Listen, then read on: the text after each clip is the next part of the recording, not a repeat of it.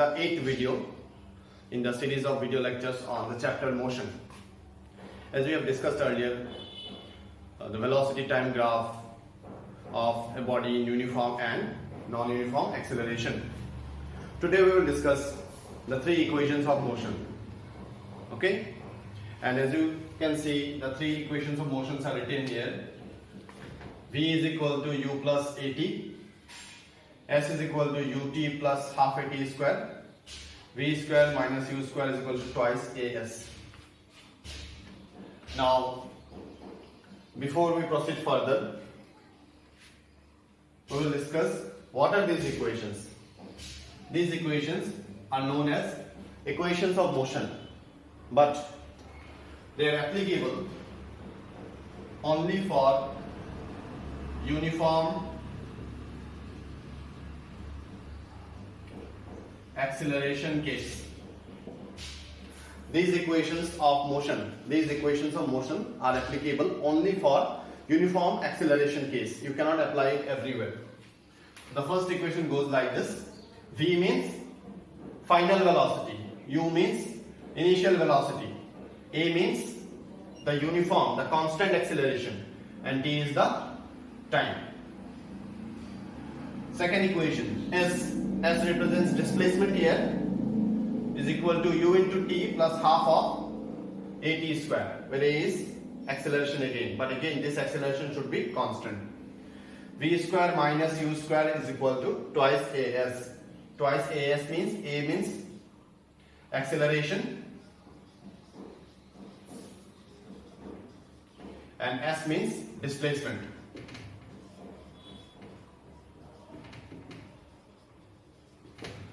So if you know these equations, then you can find the associated quantities. Suppose you need to find V and you know U and A. If you know U and A, then you can find final velocity V. Okay. Now, how those equations of motion were derived? We will discuss only one method here, and that method is not known as graphical method of deriving the equations of motion.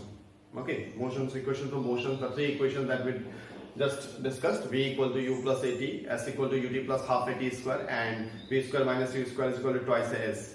These three equations of motion can be derived. Okay, but for that, what we need to know is that, suppose this graph, the graph here you can see, it's the velocity versus time graph. Velocity versus time graph. And the graph is a straight line starting from here. Okay, just by looking at this graph, you can be sure that this graph is for uniform acceleration. The graph is for uniform acceleration. Now, if you think about it, velocity into time. Velocity into time is equal to displacement. You can calculate it and see, because velocity is what? Displacement by time. So displacement is equal to velocity into time. Now from that idea, what we can say is that this is the graph. You can see the black line here is the graph of velocity and time for uniform acceleration.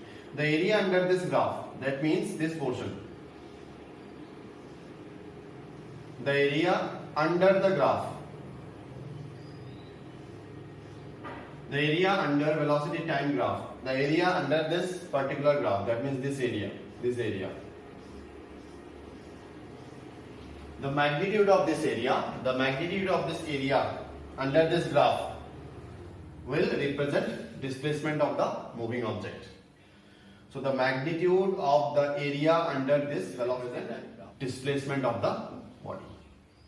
Using this idea, we can derive the three equations of motion. Let's derive the equations of motion now. So here you can see I have drawn a velocity time graph. And what is the case? The case is for uniform acceleration. How will you know? Since the graph from A to B is a straight line. Velocity time graph for uniform acceleration is always a straight line. Now, at time t equal to 0, at time t equal to 0, the velocity of the object is this value. The value here is u. The velocity of the object is u. At some interval of time, that means after some time t, the velocity, the graph is here. So we drop a perpendicular from B on the velocity axis and we have this value as v.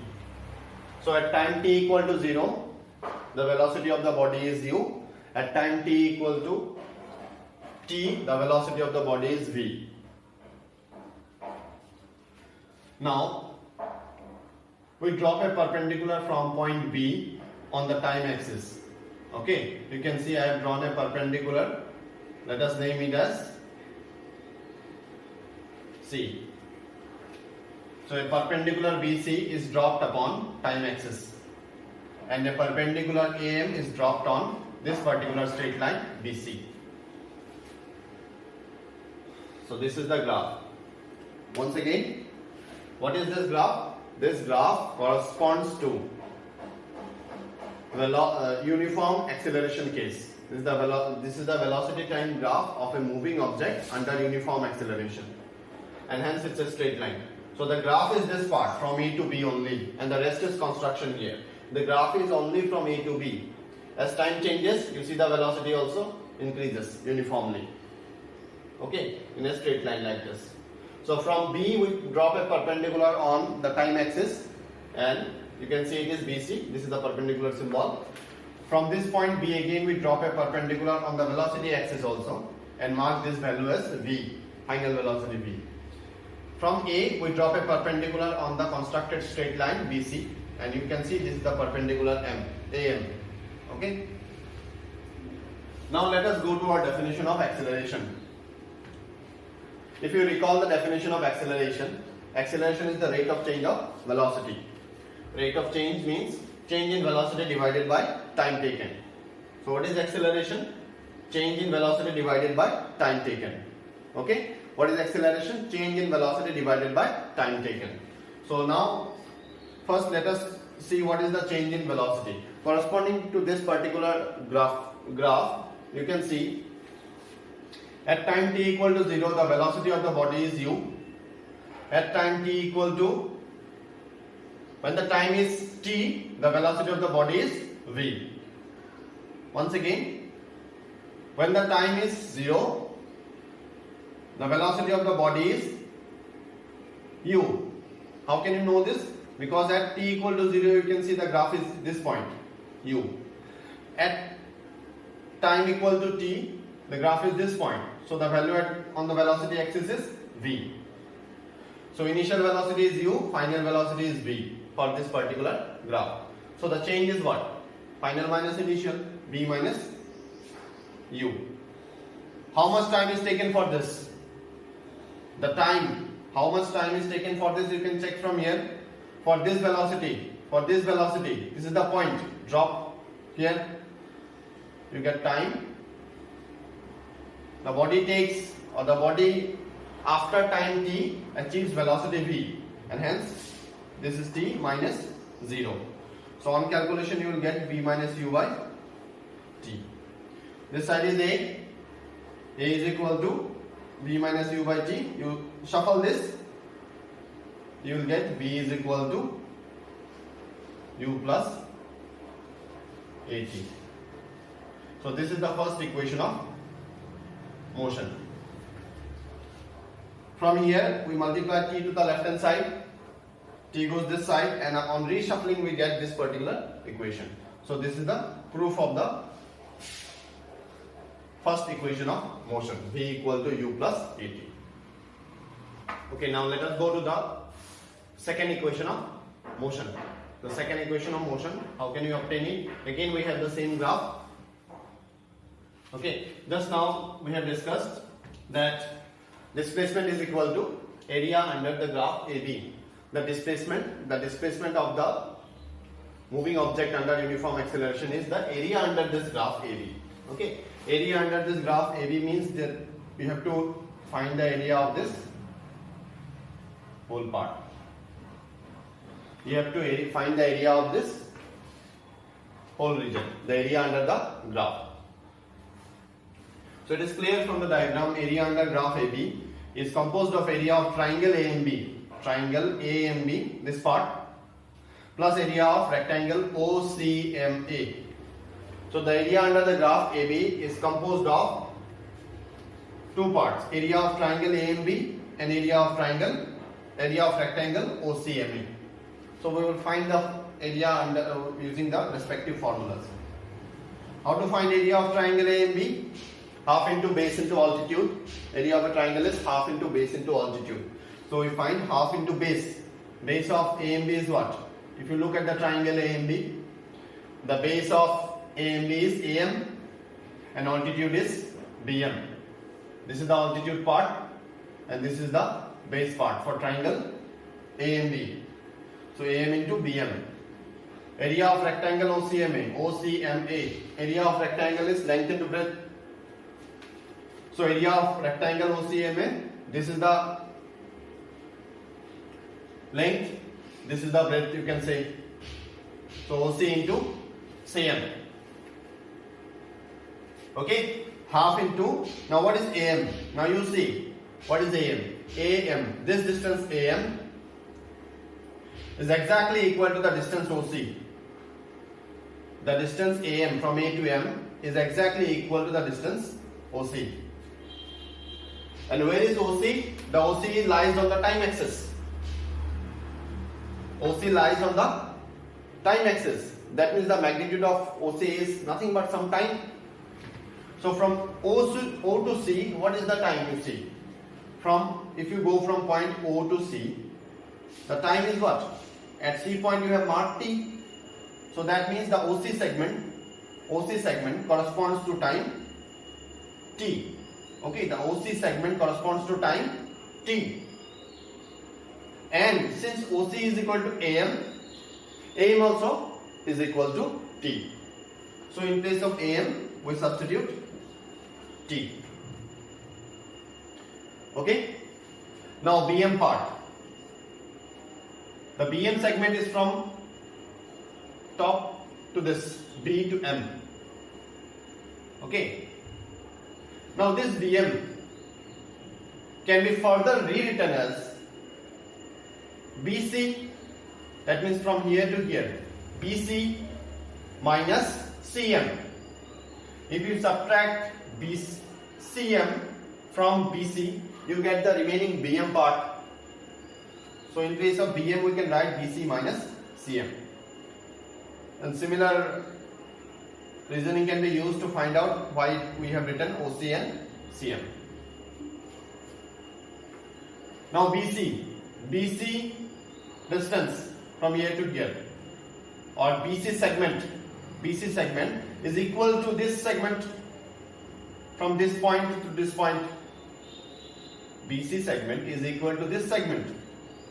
Okay, or you can say the BC distance from here to here. We are going in the upwards direction or along y-axis.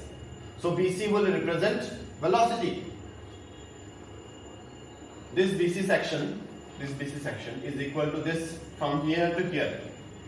And from here to here, what is the total magnitude of velocity? From here to here, the magnitude of velocity is V. And for CM, C to M is equivalent to saying O to A. C to M is equivalent to saying O to A, which is the magnitude of, from O to A, the value of velocity on the y-axis is U. From O to A it is U. So we write CM is equal to OA and directly we write U. And this side OC is equal to T and CM is equal to U. So we put this values here. Now you see, if you calculate this, what will happen? On the left hand side we had displacement, so we can use S to represent displacement. Half of t. Now this is v minus u. If you recall the last formula, somewhere we got a step like this. A is equal to v minus u by t. So v minus u is equal to a into t. Somewhere we got this intermediate step. So we will use this concept here. V minus u is equal to a into t. V minus u is equal to a into t. Plus the remaining part is ut. So if you calculate it, you will get s is equal to ut plus half at square. This is the second equation of motion. S is equal to half of at square plus ut. This is the second equation of motion. Okay. Now let us obtain the third equation of motion. The third equation of motion is v square minus u square is equal to twice as, where v is final velocity, u is initial velocity, and s is the displacement. So in this equation you will note that what is happening, t is not present, or the time factor is not there. We have final velocity, initial velocity, acceleration and displacement. Okay. Now when you are going to derive this, again you will use the same velocity time graph for uniform acceleration.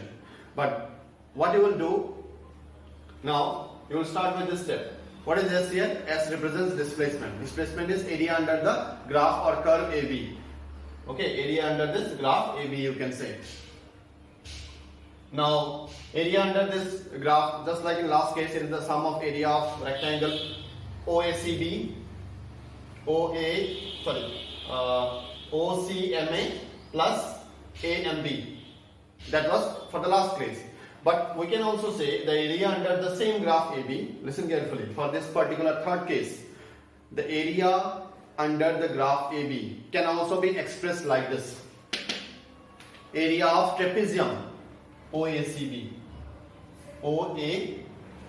OABC. Okay. So the area under the graph AB can also be expressed. You can see it can also be rewritten as area of trapezium OABC. So what should click in your mind is that to obtain S equal to ut plus half at square, you have to divide the area into two parts.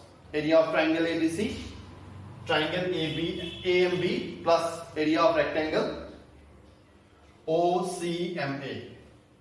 Okay, and to obtain v square minus u square is equal to twice S, what we do? We take the area for the whole trapezium. See the difference? Last case it was triangle plus rectangle. This time we are taking area under the curve AB to be directly equal to area of trapezium OABC. Okay, this is just a way of obtaining. Now if you recall the formula for area of a trapezium, what was the formula? Half into sum of parallel sides. If you see the trapezium OABC, OA and BC are parallel to each other. This is the symbol of parallel. Okay, OA and BC are parallel to each other. So we write OA plus BC, sum of parallel sides, into perpendicular distance between the two parallel sides. This is the formula of area of trapezium. Half into sum of parallel sides into the perpendicular distance between the two parallel sides. So this is one of the sides, this is the other parallel sides of the trapezium. The perpendicular distance means the shortest distance between them. Like this. So you can write either AM or you can write OC. So we are writing OC. Again from last, OA is equal to U. You can see from the graph. BC is equivalent or equal to this part. Hence it is equal to V. OC is equal to T. So half of U plus V. Again from the first equation, V is equal to U plus AT. V is equal to U plus AT. So V minus U is equal to AT. From here T is equal to V minus U by A. So you put it here. T is eliminated. T is replaced with V minus U by A. So further simplify it. You will see that it is equal to half U plus B, V minus U. So it is basically a minus b into a plus b whole square formula. This formula. A minus b into a plus b is equal to a square minus b square. This formula we will use it here. U plus b into b minus u, we are getting v square minus u square divided by a. So s is equal to v square minus u square divided by, there was a half here, a. So reshuffle it, bring this to an a on this side, we will get twice a. S is equal to v square minus u square. So from here we are getting v square minus u square is equal to twice a s. So this is the third equation of motion. V square minus u square is equal to twice a s. Now the question is, when to use this equation? These equations are to be used when you are dealing with the case of uniform acceleration. You cannot use them everywhere. Okay? These equations are true for uniform acceleration case only, when value of a is constant. If in some question you was observing that a is changing, then you cannot use them directly. Okay, there is a different way of doing that in that case. So these are the three derivations of equations of motion by using graphical method. This method is known as graphical method. Okay, in the next class what we will do, we will discuss uniform circular motion and we will solve some numericals by using these equations of motion. Okay, till then study this and practice these derivations at home. Thank you.